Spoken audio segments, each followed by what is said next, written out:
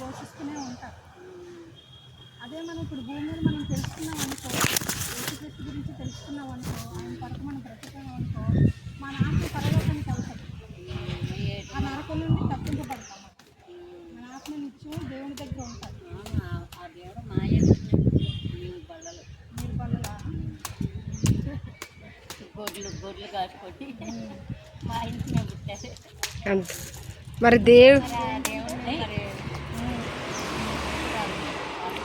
దేవుడు కుమారుడే మరి పుట్టారంటే మరి మా దేవుళ్ళలోనూ మరి ఆ ఏంటంటే ఈయన ఒక మనకి మార్గాన్ని చూపించే వ్యక్తి.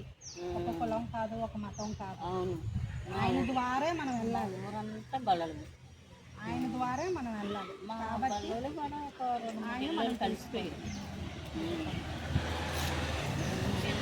కలిసిపోయాం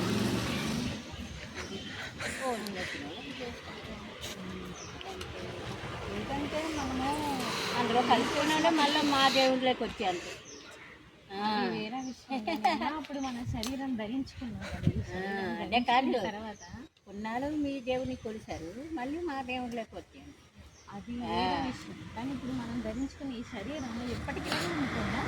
అదే ఎప్పుడు వయసు పెరిగే కొద్దీ అలా